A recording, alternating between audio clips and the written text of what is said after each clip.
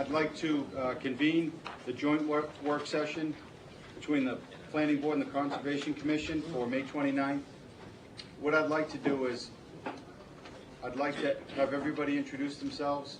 I'd like to take about an hour and just hit upon, I believe what we're trying to accomplish tonight is to discuss the merits for a potential application for conditional use for the area that we walked today. So I don't want to get too deep into types of treatment. I'd just like to get a consensus of, do we think this merits a potential application for a conditional use. So with that, if we could start and introduce ourselves. Eva, we'll start with you. Eva Powers, Conservation Commission. Barbara McMillan, Conservation Commission. Chris Dwyer, Planning Board. Jim Harrigan, Conservation Commission. Steve Miller, Conservation Commission. John Ritchie, Planning Board. Dave Holden, Planning Department. Peter Britz, Environmental Planner, Planning Department. Brian Waslock, Conservation Commission. Richard Hopley, Planning Board. Jerry Haybarn, Planning Board. John Rice, Planning Board. Mary Ann Blanchard, Conservation Commission. Cindy Hayden, Planning Board. Dick Adams, Conservation Commission. Allison Tanner, Conservation Commission. Donald Coker, Planning Board. Norm Patnod, Planning Board. So I'd like to thank everybody for coming and attending the site walk with us.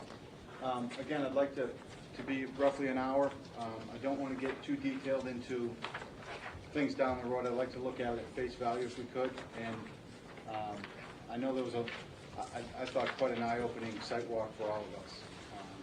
So I'd just like to open it up, get your thoughts. I think the applicant's looking for some direction as to the potential application for conditional use. I guess how both boards feel. So whoever's got, yes. Well, I'd just like to say that I remember, and my memory isn't all that good, but I do remember that a petition came before us for a conditional use permit for that piece of property, and either DeMillis was going to move the schoolhouse restaurant there, or the state house was going to be rented. I can't quite remember what was going on, but I know that we refused that, and it was to that same area where the retail store has been proposed. I think we were going to move the schoolhouse restaurant, as I recall. It was a long time ago. Yeah. Correct. I believe that was to the front of the DeMillis property, not the corner that the retail was going to be. I don't remember. So. If I could suggest perhaps for guiding the discussion is you might want to use Article 6, where you're looking at what the criteria the Conservation Commission would be using, and perhaps use that to frame some of your discussion. So for example, it would be, is the land reasonably suited to the use and wetland values are not adversely impacted by the proposal? There is no adverse impact on the wetland values. And the other one is the applicant shall demonstrate. I think we can generally discuss that in light of what the chair was saying, and demonstrate that the proposal is the alternative with the least impact. And I think if I were the applicant, I'd be looking to see whether or not you think there is sufficient merit to seek an application. Don. I'll start it off. I've got a couple of significant concerns, and if you don't mind, Mr. Chairman, I'll go to that. Certainly. There are two things that I'm terribly concerned about. Number one is that, in summary, this is going to be rerouted, and please correct me if I'm wrong, along in here. This flow is going to be rerouted through here and heads out this way and then off that way. And there's two things that I'm concerned about. Number one is that the flow from all of this area in here is off the streets. And it would appear, and I think Adele said, it sort of concentrates in here and then goes into this wetlands. Likewise, I noticed a couple of things up on here in this area, where the water sheet flows down, and there were some treatment or some catch basins here. But over in here, in this area, this water runs right down and goes straight into the wetland. So my concern is that you've got a lot of runoff here that's essentially untreated. You have a fair amount of runoff in here, which is untreated. I guess I'm having a hard time finding the value in improving this wetland when this stuff feeding it from here and here and over in this area is just the same stuff that it is now. So that's my concern, and you know, I don't see, given in that light, I don't see the value of digging this and channelizing this if we still have a lot of bad stuff going in here and a lot of bad stuff going here and over here. So that's my concern. Okay, thank you, Don.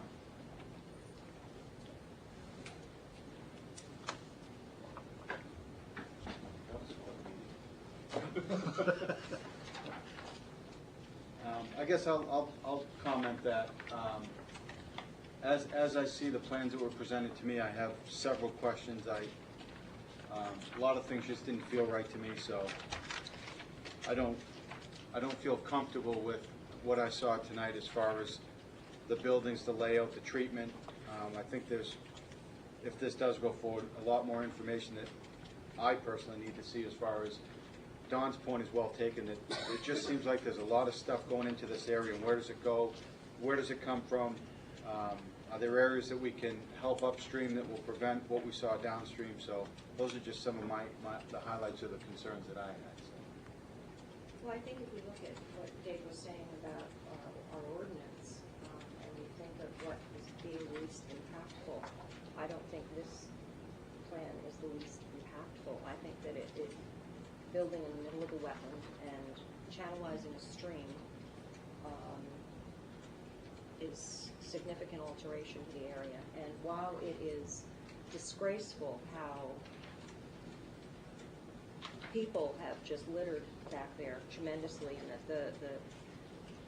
the people aren't held accountable that have built on that piece of property right now for what's happening to that is, you know, a deficit on our part. We need to come up with some sort of regulation that we can administer to prevent that from occurring. And granted, it really needs to be cleaned up, but I don't think this major disturbance of that area is suitable.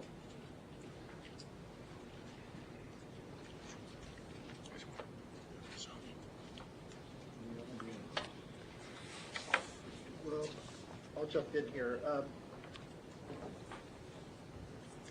I like the idea of improving these wetlands. But I reinforce a little bit what Allison said. When we walked along Portsmouth Boulevard there, you know, it's really beautiful in there. And I don't think you can replace the wetland, the water quality purification functions that forested wetland has all along. I don't think you can build something that does the work that forested wetland does currently. It really is a nice visual buffer, sound buffer, and also environmental buffer, water quality buffer, taking a lot of that, you know, without benefit of a good drainage plan and what actually flows into that. So I'm concerned about that, losing that forested buffer up on this end. And I guess I would really need to see good information, good data that supported the trade-offs. What we're losing in terms of water quality and what we're gaining in terms of water quality. And, you know, besides the visual and the, like Allison said, the trash in there, there are a lot of signs that there's a lot of health in that, not health relative term, but there's a lot of habitat and there's a lot of activity, habitat activity, bird activity, other activity we saw just walking around that area. So it looks horrible. But I'd really like to see the data on the water quality. I'd like to see the data, the trade-off of what we're losing, what we're gaining, and are we really going to get improved water quality with the plan as it is? And I don't think we will with what I've seen, but that's just from what I've seen here without a good drainage plan and some other information. Yeah. Cindy? Yeah, I think Steve hit the nail on the head with the word trade-off too, and that, for me, that giving up that area, say giving up that forested area that is wetland, in exchange for what, I'm not sure, because I do see, you know, amphibian life and bird life, and for me, I have to separate out the aesthetic part. I mean, obviously, it's disgraceful out there for a variety of reasons, and we'll have to look at pursuing what we can do that with relative to that with the regs that are currently on the books, but I don't see the trade-off for development on that retail piece. I don't know, I just don't see a significant gain on the wetland side for the rest of it. And you know, as I said at the last work session we had, I believe, based on no information, but I believe just on probability that sooner rather than later, the Kmart and Lewis will redevelop, and I think that's where I'd want to look to see changes that affect that existing wetland, quote unquote, the drainage swale goes behind them.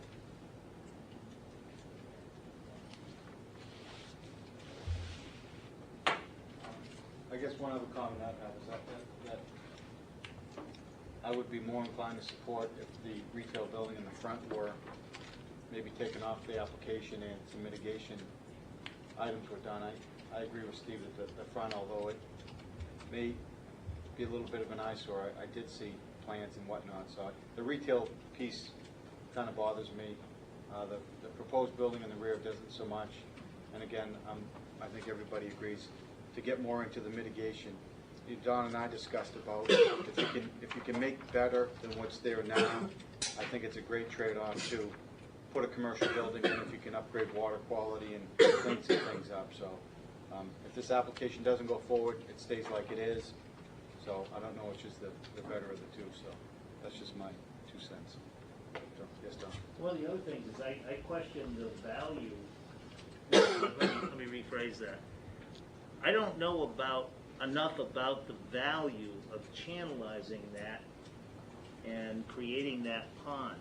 I mean, all I can see is D8s going in there and pushing dirt around, and you know that takes a long time for a wetland to recover from that. And there were a lot of red-winged blackbirds. There was a muskrat. There was a lot of stuff back in there.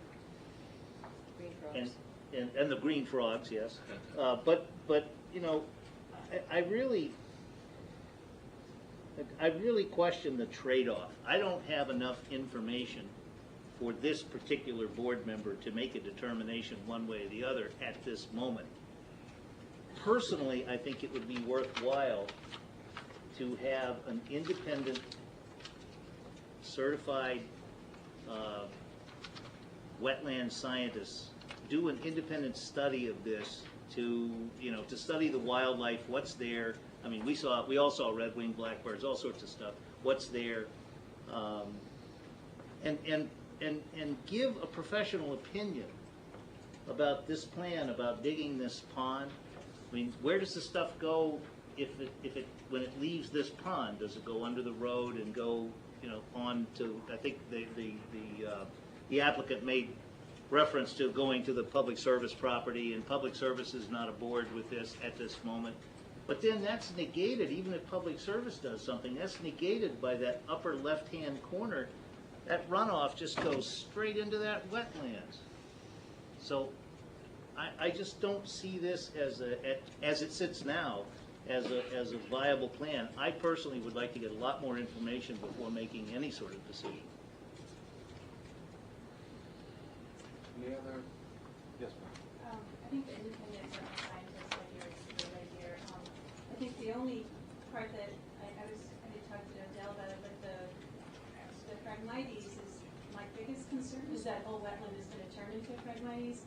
And I understand the concept of building the pond to try to make the water deeper, but my experience has been any kind of disturbance creates a great habitat for the Phragmites to just take over anyway. And if they're going to create so much disturbance in the channel and all the wetland around there doing the pond, I think it's going to defeat the purpose of putting that in.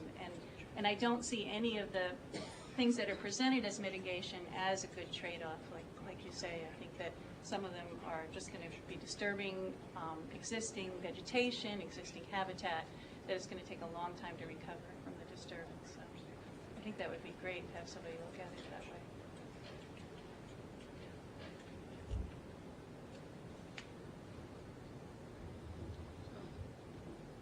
Any other comments, questions? Well, I just want to add about just to follow up on Barbara's point about the Phragmites. I mean, that Phragmites is not new last year or the year before. It's been there for a few years.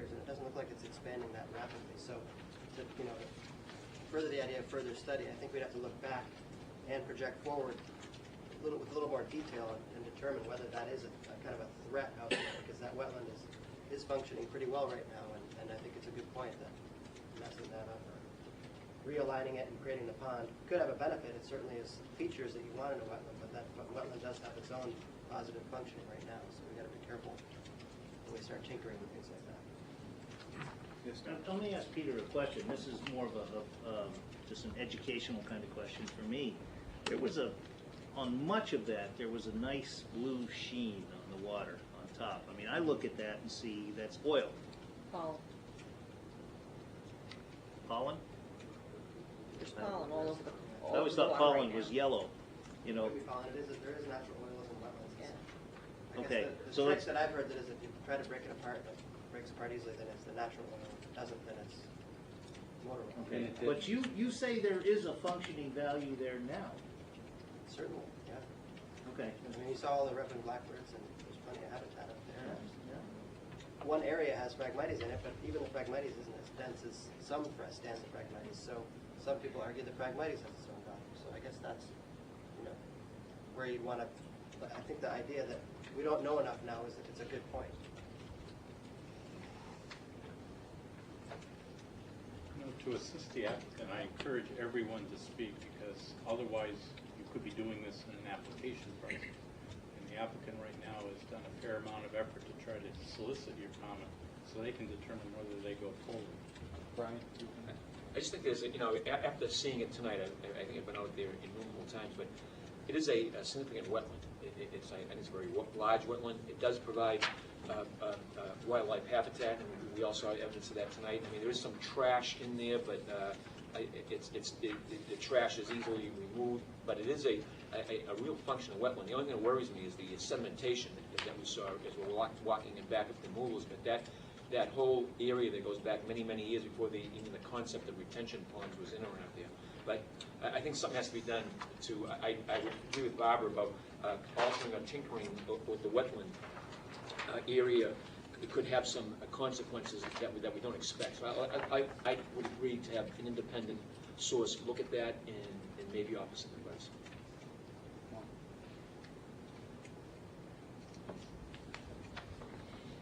Yes, Sam? Just a question to try and get a feel from people.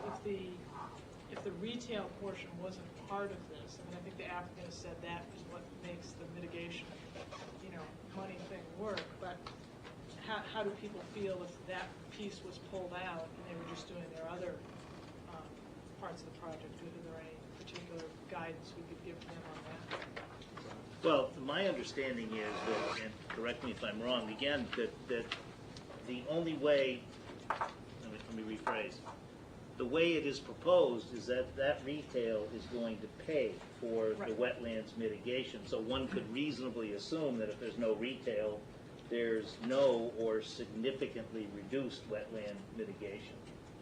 So I'm not even sure that the mitigation is workable. So, you know, would I be more supportive of a proposal without a retail? I'm not so sure. I'm not so sure I'd be supportive of one with a retail. It's just, again, I come back to my basic. I'm not sure I understand enough about the wetland as it exists and what the wildlife is and what, you know, the proposed changes and how much it will impact the wetlands and all of that. So I'm hanging my hat on the certified independent wetland scientist, a totally independent evaluation before I make my next thought process, which. And I mentioned to Steve earlier, maybe what I'm hearing from everybody is we get some real, or we get a significant amount of data that possibly the Concom has a work session with the applicant. I don't think it's fair that the applicant jumps all the way into the pool until they know how much water's in it, but I think that everybody at this table is in agreement that I really don't know what I'm looking at. I don't know what I should be asking. And I think everybody's not. We just need more information. Not to the point that I think we can submit for a conditional use permit. That's just my opinion, but somewhere in the middle, I think. I mean, we've got two intelligent boards here that my guess is if we got some additional information, we could put it to good use, and yes, Don.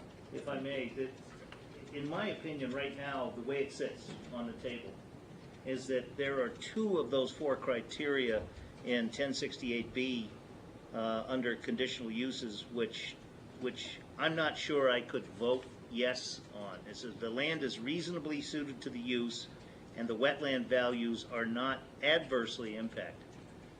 I'm not sure the land is reasonably suited, and I don't know if it's adversely impacted. That's the purpose of the soil scientist, I mean the wetland scientist. The alternative with the least adverse impact. I don't know. We have 1 proposal. Is that the least? I don't know. So I really think we need more, and I hate to do this to any applicant, but I think we need more information. We need more discussion. The first step would be the wetland side. I think that's what we're here for. Yeah. That's what they did. We'll go Cindy, then Mary Ann. Well, is the first step a wetland scientist or is it an application? I mean, because if we go down the road, if we ever, at this point in the game, have brought in an independent scientist to review what? Because typically we get an application and then if we need more expertise, we bring it in. We could spend a lot of time talking about this more. They're here for a feedback, joint work session. This is our second, maybe it's our third, I guess it's our second work session on this. We have 2 very busy boards. They're hearing what we're saying, I'm sure, and maybe part of what we're not saying. Isn't the ball in their court to decide what path they want to go down? I just throw that out. Because, absolutely, and we're trying to give enough information that they can decide what they want. right, but I'm just trying to clarify, when you're saying bring in a wetland scientist, are you talking about now or are you talking about at the point of application? I agree with John. That's the applicant's call. Don't forget on their team, they've got a wetland scientist. Yes. With all due respect to that wetland scientist, you said the magic word, on their team. I would like... Yeah, but at this pre-application stage, you're giving guidance as to whether or not to start a process, not what the answer to that process is. I'm not looking for the answer. I'm looking for more information, which is precisely why. Well, I think if I were the applicant, I'd be extremely frustrated at this point. We've given you a fair amount of information, and all I'm hearing back is we need more information. I think what the deputy city manager is right. They're looking to see whether or not they need to go down this road, and maybe that you comment on what you have in front of you and encourage that in an application you'll review it and provide whatever comments that come out of it. But at this point, to ask for more information, there isn't even an application. I'm not so sure that that's fair. Mary Ann, and then... Yes, thank you. I'm sorry that I could not walk with all of you, but I did spend quite a bit of time looking at the proposal here. The existing wetland is very clear to me, and particularly the retail piece, and is entirely within that or the buffer. And I don't think that's acceptable. It's not to me in terms of this proposal. And so for purposes of getting things on the table and clarifying things, that's where I would come down.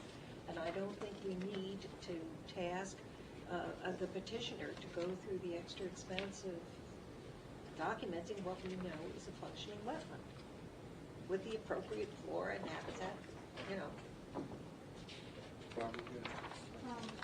I was just going to say that the impacts that, in answer to your question too, because the proposed building, if that justifies or gets the money so that they can do the mitigation, the 2 things that I find the most disturbing is the proposed building in the wetland and the mitigation. And I don't think it offsets it, so I would say without the building, without the mitigation, we'd be much better off. That would be the solution. If that's truly what the scenario is here. That's a good point. Jim, did you have a comment?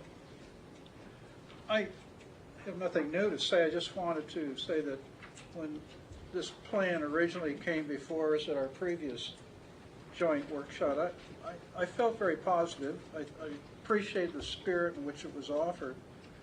And I thought there were some individual parts of this which look like improvements to my eye. Now that I've been out on the site, neither positive nor negative, I feel like I need more information. The information I think I would like to receive is what might happen hydrologically to the wetland area along Portsmouth Boulevard. I mean, admittedly, it's a mess right now, trash-ridden and so forth, but nonetheless, it is a wetland. It's serving some purpose, and I'm concerned about what happens when we start rechannelizing the flows. Is that wetland going to continue to exist there, or is it just simply going to flow straight out to the pond and ultimately out to the Piscataqua River? Also, I would like more information on the two, or at least the two potential treatment areas. I'd really like to know what kind of technology they have in mind, because there's a whole wide variety of treatments, as we well know, and I'm hoping that they'll be doing something that's a state-of-the-art and perhaps, something that would allow us to learn more about how certain types of treatment systems work. Finally, I agree on the pond, and now that I've looked at that site, I see no need for a pond there. I think it's a perfectly good site. It's unfortunate that the Phragmite has taken hold, but I agree that if you start digging in there, you're going to spread that Phragmite all over the place. I think you're going to have to let nature take its course there. So I don't know. I'm torn at this point, but again, I really do appreciate, I think, their intention here. I think it's good, but I just need more information, and I guess it'd be nice from my standpoint to see a little less paved surface. I just, as I see additional paved surface, I go, oh no, how about considering something else? But, it's the hydrological flows that I'm concerned about. I just need more information. Cindy? I don't want to put anybody on the spot, but in fairness to the applicant, it seems to me we all ought to give a weigh-in based upon what we know now for anybody who hasn't spoken up, because they've got a fair amount of expense in this. They're sitting there trying to decide, okay, are we going to put in a conditional use permit, and listening, giving information that we're hearing that they want, these guys are hearing, we want more information. I don't want them to spend a lot more money gathering that information if people are sitting here really thinking, no way, or if people are really thinking, yeah, this has a chance, but I need this. So I think in fairness, we ought to all weigh in. Why don't we, do we each want to just make a quick pass and then we can summarize it? And do you want to start, Ava? Well, my feeling is, I think Mary Ann Blanchard really summarized my feeling the best, in the sense of having the entire retail building in the wetland buffer, and then looking at all the walkways and so forth that are entirely in the wetland buffer, and so I don't feel that the land is reasonably suited for that purpose. I feel the same way. As far as the building being in the buffer and the mitigation being an offset, I don't see the connection there at all. It's really doing more damage. I think Barbara had said it best before. The primary reason given to us before was the trade-off between the two, and really what we're looking at is some cleanup. That's what everybody seemed to be reacting to, cleaning up trash, as opposed to actually changing what's happening out there. That seems reasonable. And looking forward to other issues, I think there would be other planning board type issues with the retail store as well going forward. Well, as I indicated, I'm torn, but I don't want to discourage them from working on it further. But I understand it costs money, but I do have concerns, which I indicated. Steve? Well, I don't think it's suited up in here. Again, I mentioned the forested wetland up in here. I think gives us a lot of function. I'm concerned about channelizing the stream or the flow up underneath here, because that's counter to improving water quality. So I'm willing for trade-offs, but I don't see it on this plan, and I don't think this end is well suited. I'd like to see that somehow reconfigured to pull out of that forested wetland. And I don't know how you can reconfigure this corner, but I just don't think it's well suited. And I guess if we're going in the same direction, the retail piece really bothers me. What I would like to see is not have the retail piece in there, and yet I think there's, between some oil water, grease and oil water hoods, I think there's some small mitigation measures we could take on this site that would provide a huge benefit. And I would echo that I do appreciate the applicant's efforts in mitigation and whatnot, but the retail piece bothers me, and I think there's a couple of items that we can implement that would make a huge difference down the road. So, Can I add, in terms of some of the trade-offs, some of the buffer enhancements are nice, but I don't think the buffer enhancements give us the same water quality improvements that forested wetland do. So buffer enhancements are great, but without knowing more about the way the water flows, I don't believe those buffer enhancements are going to give us the same water quality that we have currently. I would agree. Did you want to chime in, Peter, while you're here? Sure. I guess I really appreciate the applicant's effort here in trying to make some mitigation in the area. I think one of the drawbacks they have is they're limited by the amount of site area that they have here. They don't have a huge area of site to do mitigation, wetland mitigation on. I guess two things. One is I think that maybe a little bit more could be done with the site that they have in terms of improvement. I guess I'm wondering why they didn't approach the area that's real sedimented behind the Dumulus and try to improve that corridor, and why they isolated a separate stream channel from that. Maybe it's a hydrology or a topography thing. I guess I too feel like the retail area does have a lot of benefit and a lot of both water quality and forested wetland and open space feeling to it, at least in that area where you don't have much. But I think they've made a really good effort to improve things. I just think there's a little too much going on here and too little area to do the mitigation that they want, given that there's already wetlands where they want to mitigate. And I see why they've stayed out of those wetlands, because it's very difficult to get wetland permits in wetland areas. So they're really limited by the amount of space they have. But I guess those are my thoughts. Okay, Brian? I guess I'd add what I said before. I think it's an ambitious plan, and I appreciate, again, the information and the effort they put in. But I do have a difficult time with that retail space. I don't know if that's the right place for it. That's within the buffer, and it's in the wetland. And I think the Conservation Commission has had issues with buildings entering the buffer and the wetland before. And I think I would see hard to approve a project like this if there was a building in the wetland buffers. And not to repeat all that's been said, it is the retail component that's a problem for me, and futzing around in the perfectly good one. Okay. Jerry? I'll echo that the retail portion of the wetland bothers me, and the proposed pond puts a risk into the existing wetland by developing it. So, risk I'd rather not take. Okay. John? Yeah, I sort of agree with everything that's been said, which is why I haven't said much, because I think it's all been said. I guess obviously the retail area is the area that bothers me the most. I have to be convinced that that its construction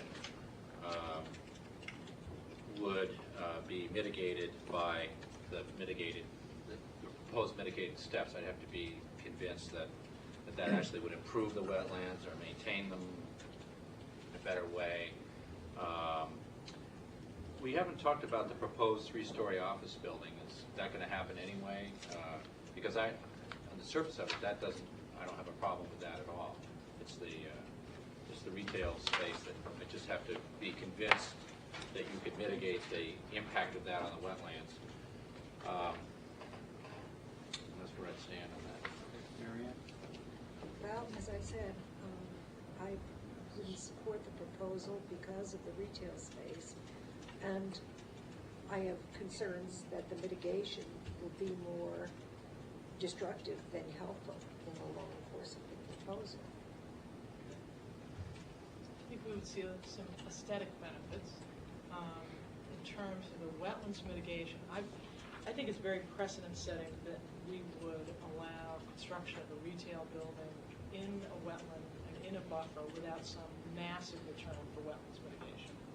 And I don't see that really positive wetlands mitigation. I see aesthetic mitigation, I see potentially some mitigation, but I hear others who are more knowledgeable than I am saying, we could actually do some damage also.